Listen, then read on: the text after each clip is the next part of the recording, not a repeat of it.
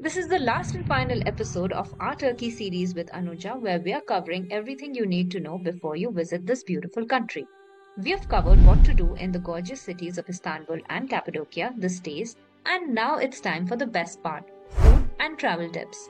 From delicious Turkish delicacies to insider advice that will make your trip smoother, let's dive into Anuja's top tips and tricks.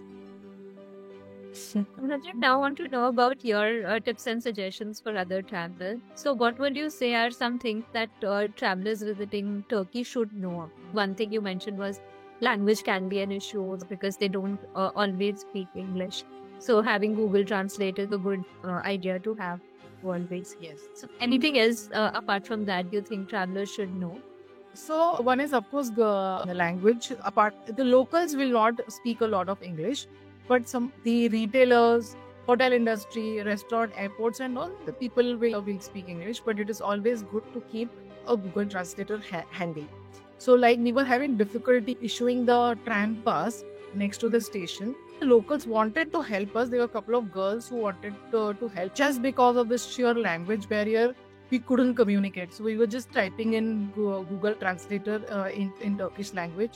They used to understand, and then they used to translate in English, and that's how they used to explain it. So this one insight I got, that we keep your translator handy there. Second is Wi-Fi is easily available there everywhere, right from airport to your restaurants to your hotels.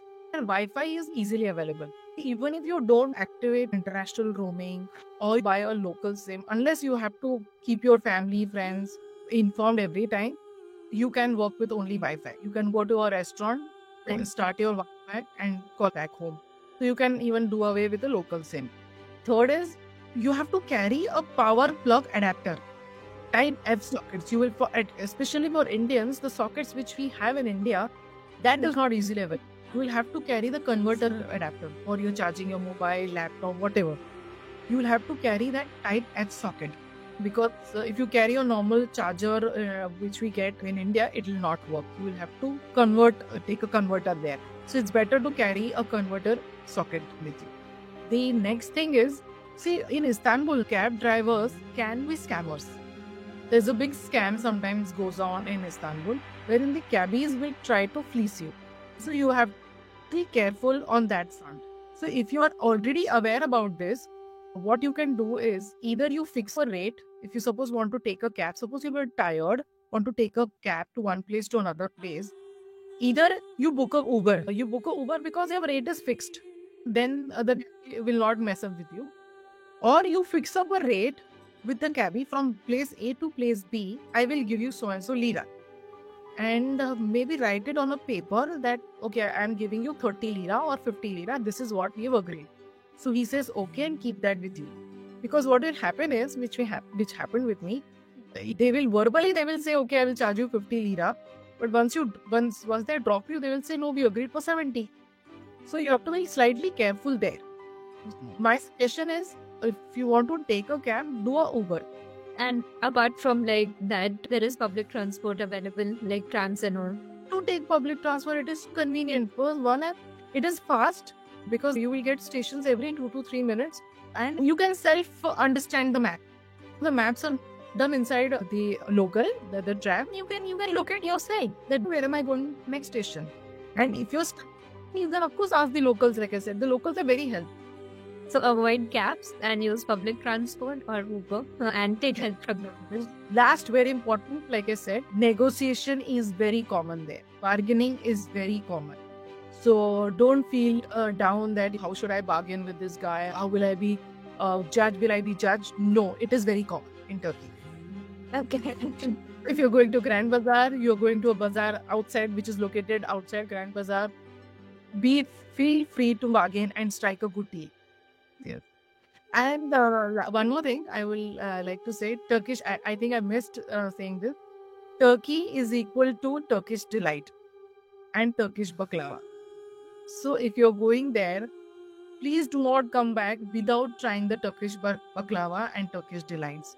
It is a delicacy there. Turkish food itself is a delicacy. So it is yummy, it is amazing, and you should try Turkish baklavas and Turkish delights.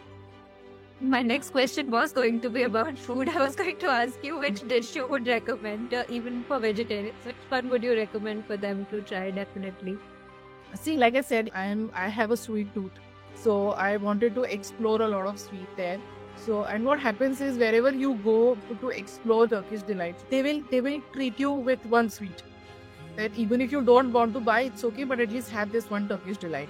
Or they will treat you with their Turkish tea or Turkish coffee. But at end of the day, you get so much that then you feel, now wait, hang on, because my taste is getting little diluted.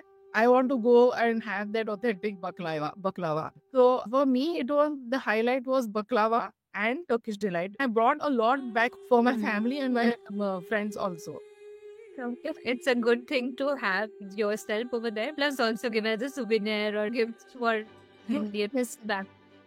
Only the thing, you should ensure that you should do packing accordingly, because it's a sweet. It will have this sugar syrup which will get melted, which will start dripping from the packet.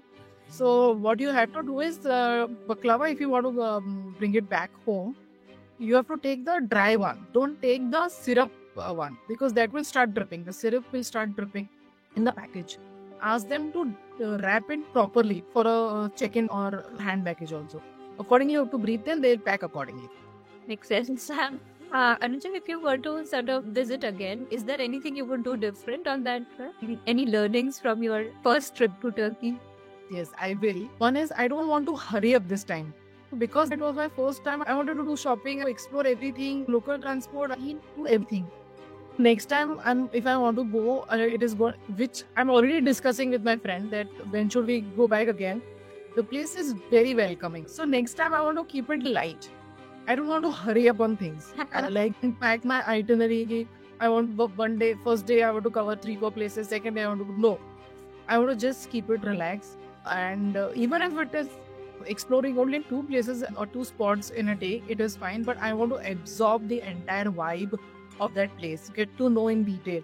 Like, in Istanbul, I missed sitting by the waterfront, because that place is surrounded by this sea there, and very cool vibes to sit next to the sea and enjoy your evening. We missed that because we were constantly in a hurry.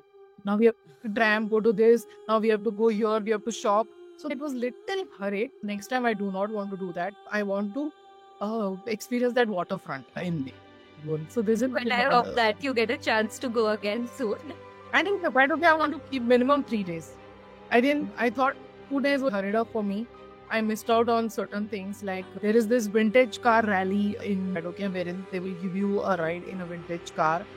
If you're fond of shooting, you can do a proper photo shoot with a proper flowy gown, with the balloons in your background and all of that. Of course, I wouldn't want to do that, but I want to at least experience it, or maybe got someone doing it. And the red tour, which I couldn't do it, so do it next time. Well, like I said, I hope you get a chance to go again. I wish that happens. Yeah. One more, I wanted to say on the currency bit, the Turkish lira is their local currency. You should always carry a bit of euro and Turkish lira both when traveling to Turkey, because in retail market you can give your liras, but if you want to do a big booking like hot air balloon and all, it costs more than 100 euros. So it is better to deal with euros in these places, because then it will be costing too much there. If you convert that, you will have to carry a lot of notes with you. So it's carry a lira and euro both. And it's better to have the cash instead of relying on digital or credit card. Some cash, yeah, some cash is always required. Digital is also there, but small retailers, if you want to buy a small souvenir, may not do a digital transaction. And they may not even take euro, because again the conversion, that day conversion rate, it's a little hassle to convert. Then how much in return they will, if you give euro, they will not give you euro back, they will give you lira back. To convert that, I did not carry a lot of lira, I carried only euro. That's where I was stuck up sometimes. I had to give euro but take back in lira. Good suggestions and great tips, Anuja. Thank you so much for joining me today and sharing all about your trip, as well as sharing all this great information about traveling to Turkey, especially the nuances that one should be aware of. I really hope the viewers find the detailed news. And thank you so much once again for taking out the time. Thanks, Ananya. I'm thankful to Trip 101 for having me here, talking about my most memorable and cherishable trip. I hope I could give maximum information. If you guys need more information, even later after this interview also. Reach out to Anuja on the information about her handles below, and you can shoot her your questions about Turkey if you have any more. Yes, sure. Anytime. Yeah. With that, we will sign off for today. So, bye-bye. Thank you. Thank you so much, Ananya. And that wraps up our Turkey travel series with Anuja. From Istanbul to Cappadocia, we have explored iconic sites, amazing stays, and delicious food. A huge thank you to Anuja for sharing her experiences and to all of you for watching. If you've enjoyed this series, don't forget to like, comment, and subscribe for more travel stories. Until next time, happy travels.